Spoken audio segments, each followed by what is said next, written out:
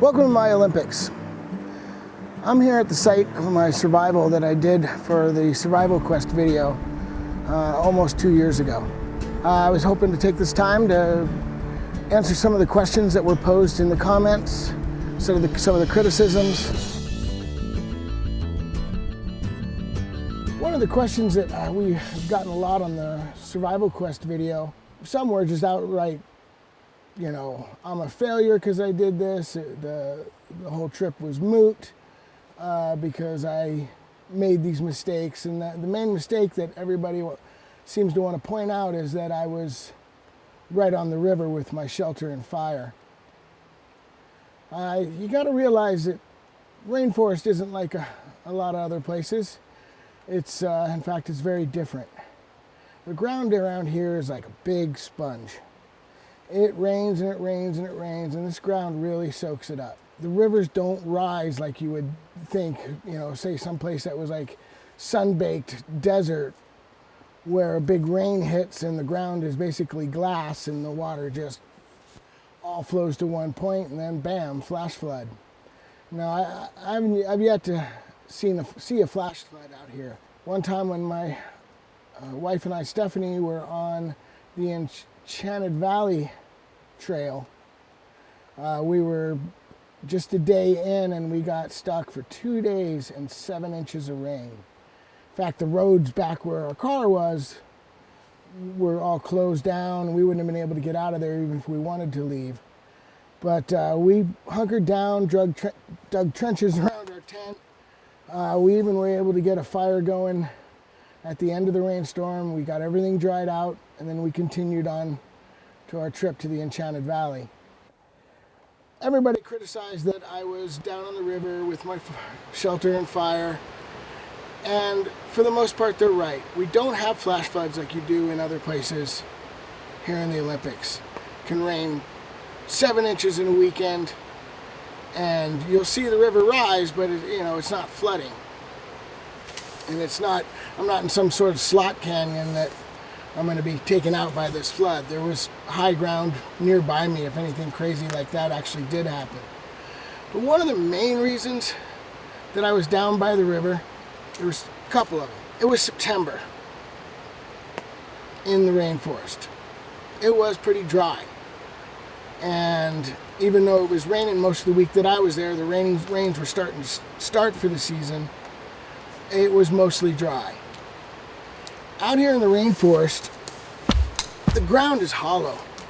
If you get up above the riverbeds and everything, this ground is all just rotten trees and bushes. It is hollow. It has a lot of air underneath it. These roots from all these trees, they leave behind tunnels of air. You can easily start a root fire here in the rainforest. And I've done it. And I spent 6 hours, a couple of friends and I spent 6 hours putting it out. In fact, we had to divert a spring into the area and flood it just to put the fire out. And that was definitely in my earlier days, and I learned a lesson. Try to keep your fire near the water where the ground is rock and hard, and you're not going to burn the forest out. Second reason was, I was there for a week. I didn't want to have to go far for water. I liked the view. It was beautiful. I didn't have to go 20 steps for almost anything that I needed, including fish and crawdads, and I went farther for berries. But it's amazing how when you pick a survival area, you only go as far as you need to go. And I think it's really important, if you're going to be there long term, that you really start scoping things out and get farther out to get to know your area. But when you're surviving in an area like that, I was trying to make everything as easy as possible. The one downfall is it was probably a lot colder down that river, next to the river, than it was up in the wood line. I probably wouldn't wear shorts again because it was cold. But I never got, chattering teeth cold. I was all good. In fact, one of the criticisms I got said I was lying, that I wasn't having a good time, that I was miserable. Well, I've been through enough crap in these woods for real that if I'm not having a good time, I'm not going to do it. You know, of course, my idea of a good time isn't the same as other people's idea of a good time. A lot of time it has a lot of pain and anguish involved in it. Another criticism that I got quite a bit off of that video was people upset that I threw small crawdads and small fish back into the river. I was pretty confident, and I wasn't hungry, and you know, it wasn't killing me not to eat. I'm very accustomed to starvation. I was a wrestler and then a fighter. I was a wrestler, a grappler almost my entire life, so you know, I know all about cutting weight and being skinny and not drinking water at the same time. I do very well with very little food and very little water. I'm just a little bit weird that way. But I was very well hydrated. I think that was one of the reasons that why I wasn't as hungry, which I'm rarely hydrated like I should be. I just don't drink enough water in my life. But, you know, I was confident enough in finding more crawdads and possibly catching more fish that I wasn't going to take from the stream. This is training. I'm not going to, you know, take a life unless it's really necessary. Even the crawdad and the fish that I took, I still feel guilt because it's just training. You know, I could have brought my own food. I didn't have to take from that stream. You know, but it's important to train that way. Which brings me to my next thing, trapping. I recently was assessed in my survival skills. We came to traps, and you know, I know some traps from my Army training, and I know a little bit from Boy Scouts, but we don't use traps out here in the Northwest. I don't know about you guys everywhere else. Terrible way for the animal to die, first of all. Not my favorite. Second of all, you don't know what you're going to catch, and that's the biggest thing. You can't use traps out here. I might catch an endangered Olympic marmot. You know, I might catch an endangered bird or one of the, which I've never seen. We have flying squirrels around here, but I've never seen one. I think that's because they're so nocturnal.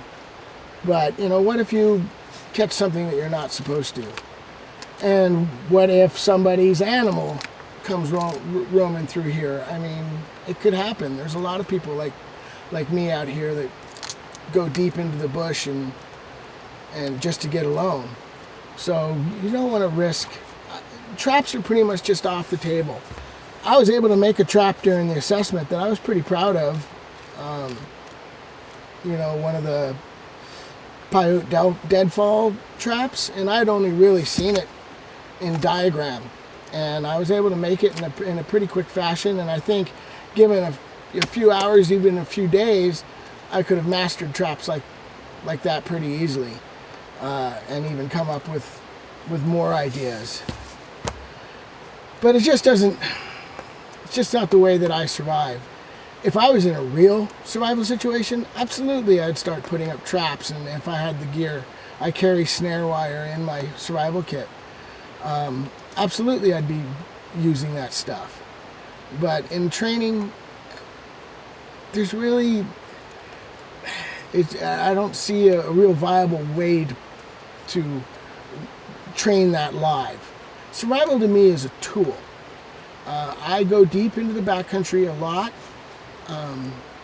Not as much as I wish. I go off trail a whole bunch. I put myself in situations, and I go alone a lot. So I put myself in situations where I could be really faced with a survival situation, and I don't want to be that jerk who dies from running around, you know, when he shouldn't be. I want to know what I'm doing. So survival to me is a tool. One of many things that I love to do out here in the rainforest, but it's not everything that I do.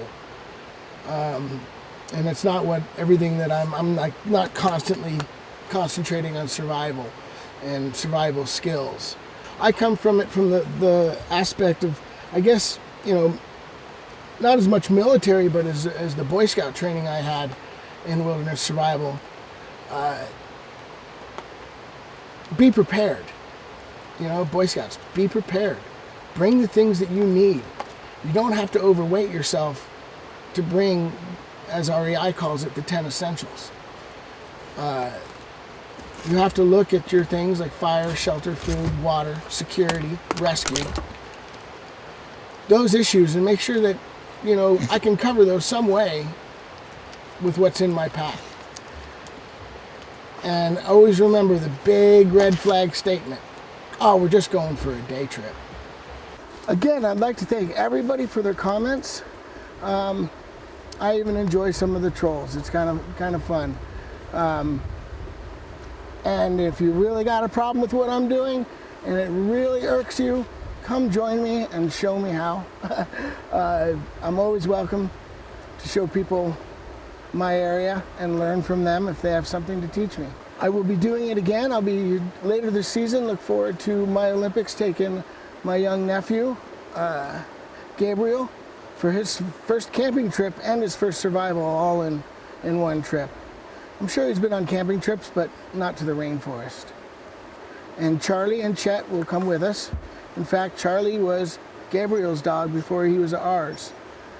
His family gave our family Charlie here. One of the greatest things ever.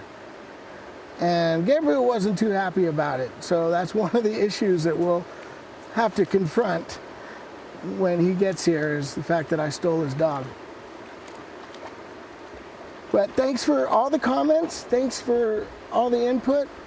Please share our videos, give us suggestions, ask us all the questions you can, and we will try to answer them.